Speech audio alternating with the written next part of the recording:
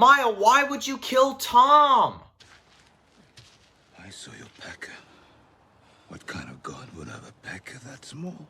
You know, it's starting to make sense to me now. Hey guys, it's Dan, your host, your Dan's Reviews, and today I'm back for another video for Survival of the Fittest. This is going to be doing my review for this week's episode of Season 5 of Survival of the Fittest. This is for episode 11 of Season 5, Bless the Dead.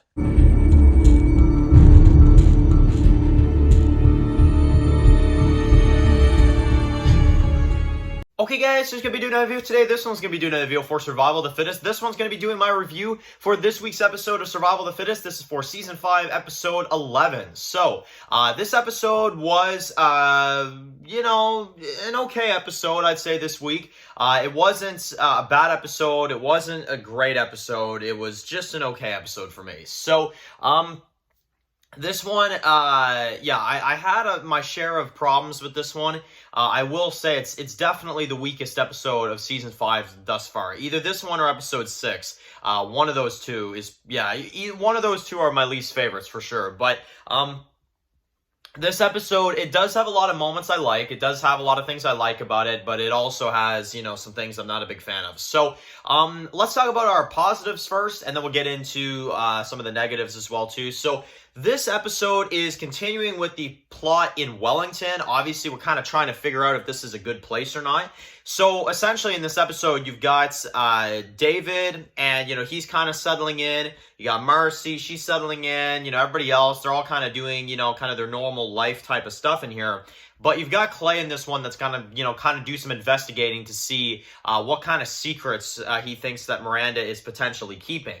And you've got Blair in this one that steps up and basically helps him kind of sneak around and investigate.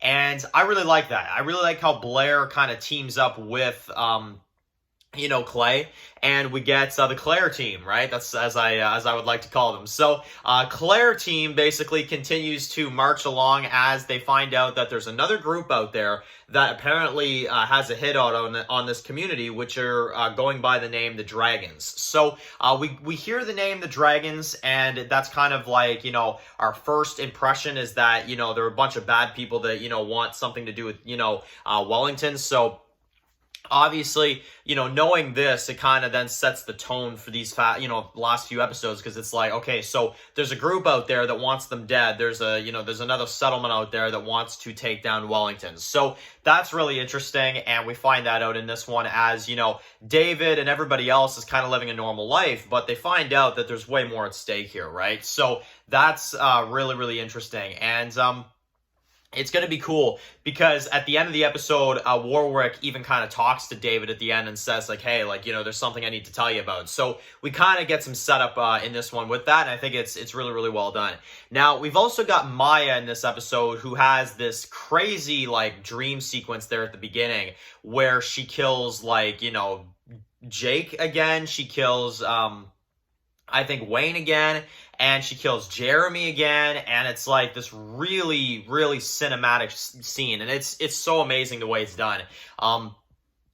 As Maya's kind of having these dreams and stuff, and it relates to at the beginning of the episode, and then throughout the episode, she runs into this guy in Wellington that goes by the name of Tom.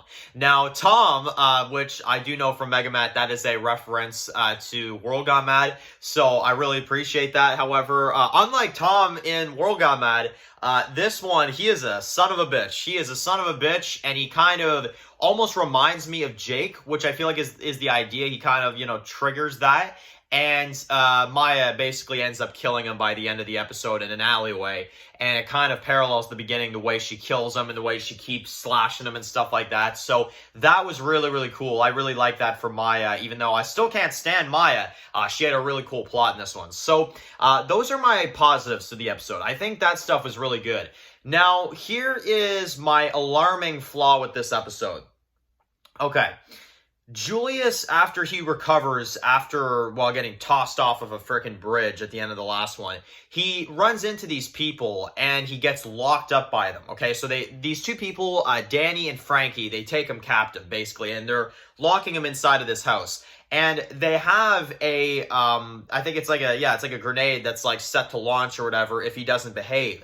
And they're calling him their friend and stuff like that. And we're friends and friends tell each other the information and the truth or whatever. And I'm like, okay, you know, they're psychos, that type of thing. But this plot, I'm just going to be honest, it flops. It absolutely flops. He basically is then thrown downstairs and Frankie is about to kill him. Okay? So we get that understanding that he's about to murder him, just like he did a whole bunch of other people that we, you know, find out, which is really creepy at first. You know, you find out like, oh, okay, that's, you know, that's pretty creepy. But then he goes upstairs and Julius is just able to escape this house. Somehow he's just able to escape this house randomly and run for his life. And then what happens? I mean, I'm not even going to recap this too much. He literally just kills these two guys. Okay, interesting fights, but the plot goes nowhere. I mean, it literally goes nowhere. He manages to kill them, and then what happens? He just keeps walking. So, I mean, what else can I say? Like, it's a pretty filler plot, honestly. It really doesn't go anywhere. I kind of wish it impacted something, but it sadly didn't. It begins, it ends. I'm still not sure how the hell Julius managed to escape this in the first place. And it literally felt like a waste of my time, honestly, because you have this other stuff with Maya and you have like this stuff in Wellington, which is, you know, plot building and, you know, setting things up and building towards something, you know. It's such a strong plot. And then you've got this other plot here with Julius, which is, I'm going to be honest, I could have done without it. Honestly, I really just could have done without it. I would have said, if I was writing this, I would have taken him out of this episode completely, and I would have had him reappear in episode 12. And, you know, something like that. You know what I'm saying? I would have had him appear in episode 12, and then, you know, obviously continue the story that you're going to do there. Honestly, that's what I would have done, because there's no impact here. There really is no impact. So that really does drag the episode down a little bit for me. I'm going to sit at like a 7.5 with this episode, all right? I'm going to sit like a 7.5. It's a pretty decent episode. I think the Maya stuff really saves this one.